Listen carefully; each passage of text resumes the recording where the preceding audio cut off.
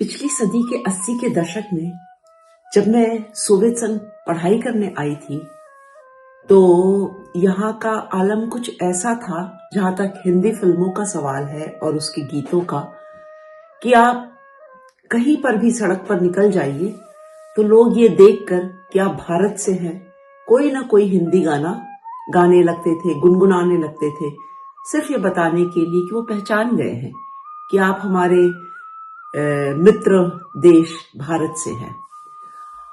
ऐसे बहुत किस्से हैं, लेकिन जिसकी तरफ मैं आपको ले जाना चाहती हूँ वो किस्सा है तबिलिसी का।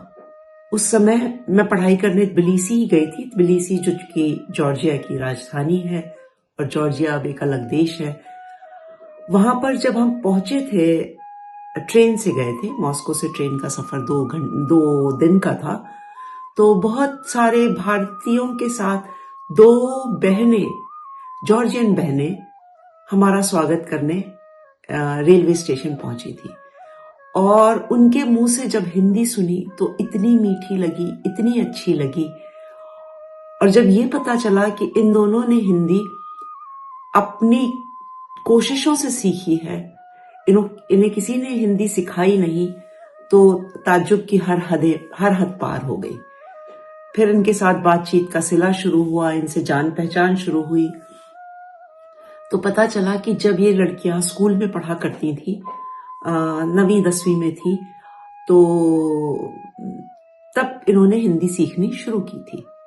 और हुआ कुछ ऐसा था कि इन लड़कियों की जिंदगी बहुत अनुशासित सी होती थी, क्योंकि ये स्कूल की पढ़ाई के साथ साथ जिम्नास्टिक्स का प्रशिक्षण भी ले रही थी और स्टेट लेवल पे पहुंच चुकी थी। तो इन्हें पढ़ाई के साथ साथ सोना, खाना, सब कुछ एकदम नियत समय पर करना होता था।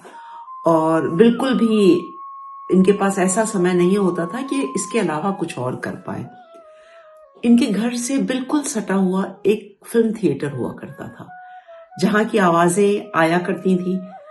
तो दिन की जब दौड़ भाग होती है, शोर शराबा, उसमें तो नहीं सुनाई देती थी, लेकिन जब ये सोने जाया करती थी तो इन्हें वो आवाजें सुनाई दिया करती थी और वो लोरी का काम करती थी और ये सो जाती थी।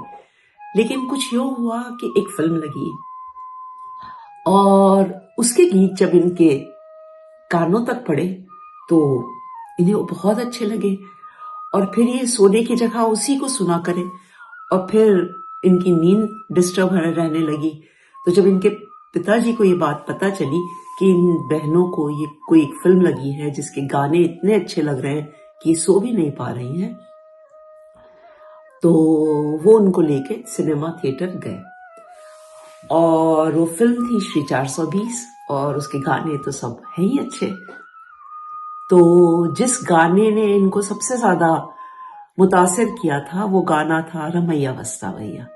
उसका चित्रण, उसके बोल, उसका संगीत, उसका छायांकन, जो भी कहिए, इन्हें बहुत पसंद आया।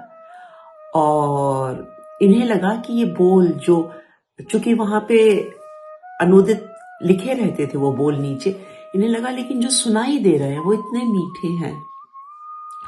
और पूरी सिचुएशन देख के समझ तो गई थी कि मतलब जिंदगी से जुड़े हुए बोल हैं, इंसानियत से जुड़े हुए बोल हैं। तो इनके दिल में ललक जाग उठी हिंदी सीखने की और इन्होंने वो बीड़ा उठाया और पूरी लगन, मेहनत, आज की तरह इंटरनेट नहीं हुआ करता था, से इन्होंने वो भाषा सीखी। और सिर्फ भाषा ही नहीं सीखी, इन्होंने भारत तक की अपनी राह बनाई। इन्होंने अलग अलग लोगों के साथ काम किए। ये लड़कियां वैसे डिजिटल ग्राफिक्स की स्पेशलिस्ट है आजकल, और इनकी ये राह बनी तो फिल्म वालों के ही जरिए, क्योंकि फिल्म फेस्टिवल्स वगैरह जो हुआ करते थे या अलग अलग फेस्टिवल्स, उसमें इन्हें दुभाषियों का काम मिलने लगा। और फिर ऐसे ही इनका राब्ता भारतीयों के साथ बढ़ता गया और उनके इनविटेशंस पे ये भारत गई। फिर ये पूरी तरह से काबिल लड़कियां थी और समझती थी समय की रफ्तार को, समझ गई कि अगर भारत में रहना है तो अपने एनिमेशन के कोर्स को थोड़ा और अपग्रेड करना होगा। तो इन्होंने डिजिटल ग्राफिक्स सीखी और अब ये लड़कियां दोनों देशों में रहती हैं। भारत और जॉर्जिया के बीच इनकी जिंदगियां कटती हैं। तो बस मैं ये कहना चाहती हूँ कि मतलब शैलेंद्र का इनके जिंदगी में कह सकते हैं प्रत्यक्ष रूप से नहीं, परोक्ष रूप से बहुत बड़ा हाथ रहा है कि इन्होंने हिंदी सीखी और भारत जैसे देश में अपना दूसरा घर बसाया।